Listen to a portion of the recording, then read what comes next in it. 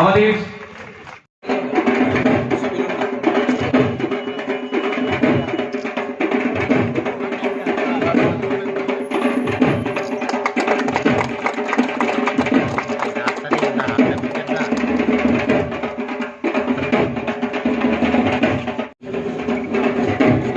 লাগাও একসাথে লাগাও আস্তে আস্তে আস্তে স্টার্ট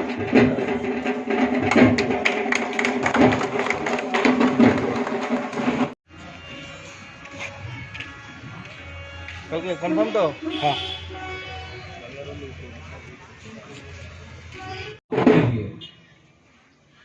আমরা বরণ করে নিলাম আমাদের আজকের অনুষ্ঠানের মাননীয় উদ্বোধক তথা সম্মানিত অতিথি। বরণ করে নেব honourable vice chairman Khowai municipal council Shri নিবাস সাহা মহাশয়কে। এবং ওই জন্যই যে বলছিলাম পরশুদিন মিটিং যে ছিল সেখানে ঠিক করছে 2030 সালের মধ্যে 2070-এ একদম জিরো হয়ে যাবে ওটা গ্যাস স্টেশন। 2030-এর মধ্যে যার ত্রিপুরাতে বিদ্যুৎ দরকার তার অর্ধেক হইব সূর্যের উপর ডিপেন্ড করে আইতেইব বা জলের উপর নির্ভর করতো। আপনাদের জল আমাদের ত্রিপুরার নদীতে এত বিদ্যুৎ উৎপন্ন হয় না, তবুও ছোট ছোট নদী আছে। আমরা কেন্দ্র সরকার চিন্তা করছে যে সবচেয়ে বেশি নির্ভর করো সোলার সোলার সোলার। এরপরে উইন্ড যারা আছে পাখা ঘুরে দেখেন ওই সাউথ ইন্ডিয়াতে, আর হলো জলবিদ্যুৎ। আমাদের ছোট্ট ছোট্ট জলবিদ্যুতের আমরা চিন্তা ধারণার প্ল্যান করছি এবং আমরা ধরে নিয়েছি আমরা কয়ে আইছি আমরা 4টা নদীর মধ্যে কিছু করতে পারব। 1 মনু নদী, 2 দেও নদী, 3 খোয়াই নদী, 4 মোহরি নদী। এই 4টার মধ্যে আমরা ছোট ছোট প্ল্যান করতেছি।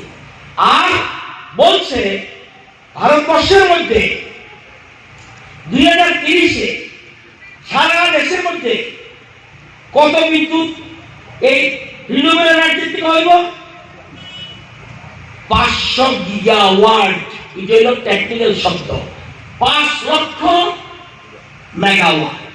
5 লক্ষ মেগাওয়াট এই সমস্ত রিনিউয়েবল এনার্জি থেকে আইতেইব। ত্রিপুরার আইতেইব 500 মেগাওয়াট। অর্থাৎ 500 আমরা উৎপন্ন করব 2030-এর মধ্যে। কারণ যা বিদ্যুৎ লাগবে এর অর্ধেক যাতে রিনিউয়েবল এনার্জি অর্থাৎ সোলার থেকে হয় সেই দিকের জন্য কেন্দ্র সরকার চেষ্টা করছে। আগামী প্রজন্ম বিদ্যুৎ এমন এক জিনিস, ওই যে একটু আগে কইছে যে পিনাকি বাবু কইছে বিদ্যুৎ একটা ক্রিটিক্যাল ডিপার্টমেন্ট, অত্যন্ত জটিল, অত্যন্ত জটিল। আপনি দেখবেন স্কুল আছে, জল তুফান আইল, স্কুল দলে ছুটি দিবেন, শীত পারাপ্ত করছে, দলে 3 দিনের ছুটি দিয়ে দেন, কারেন্ট 3 দিনের ছুটি দিতে পারবেন নি। এই যে আমার চশমাটা এটা তৈরি করতেও বিদ্যুৎ লাগছে। আমার পাঞ্জাবিরা এই যেখানে টেক্সটাইল এখানেও বিদ্যুৎ লাগবে। আপনাদের কান্নাতে ফটো তুলতে আছে এটাতে বিদ্যুৎ লাগবে। এই যে গান বাজাইছে এটাও বিদ্যুৎ লাগবে। যা করবে রেডিও শুনবেন, টিভি শুনবেন, সব বিদ্যুৎ উঠবে। বিদ্যুৎ ছাড়া এক মিনিট চলার সুবিধা নেই। অর্থাৎ আধুনিক সভ্যতার সবচেয়ে গুরুত্বপূর্ণ বিষয় হল বিদ্যুৎ। অর্থাৎ আধুনিকতা যত বাড়বে তত বেশি বিদ্যুতের উপর মানুষ নির্ভর করতে হবে। বাড়িতে জল গরম করবেন বিদ্যুৎ, বিদ্যুৎ ছাড়া আমাদের কোনো সুবিধা নাই। এবং এখন বিদ্যুৎ করলে আগে কি ছিল, সবচেয়ে আগে কি দরকার ছিল। এখন আপনারা দেখবেন কত ড্রেস টেস্ট করে আইছেন, কত সুন্দর করে সাজিয়ে আইছেন। আগে এত সাজতেননি না, কারণ আধুনিক সভ্যতা এটা লজ্জার কিছু না। আমরা আধুনিক হতে চাই, মডার্ন হতে চাই, এবং মডার্ন হতে গেলে বিদ্যুতের প্রয়োজন। আগে কি দরকার? অন্ন, বস্ত্র, বাসস্থান। আগে বিদ্যুতের দরকার ছিল নাকি? কি রুটি, কাপড়, মকান। আমার কি দরকার? ভাত খাইতাম, আর কি লজ্জা নিবারণ করতাম, আর আমার একটা বাড়ি থাকছিল। অনেকে দুর্গ সলমণি কি গো, সলমণি গো। এইটাই কিন্তু অতীতে কোন সরকার দিতে পারছে না। যে অন্ন, বস্ত্র, বাসস্থান, রুটি, কাপড়, মকান দিতে পারে নাই। 25 বছর যারা ক্ষমতা ছিল এই রাজ্যে কটা সরকারি ঘর আসছে? 72,000। আর 5 বছরে পিনাকি বাবুদের সরকার করছে 3,63,000 ঘর এর দেশে।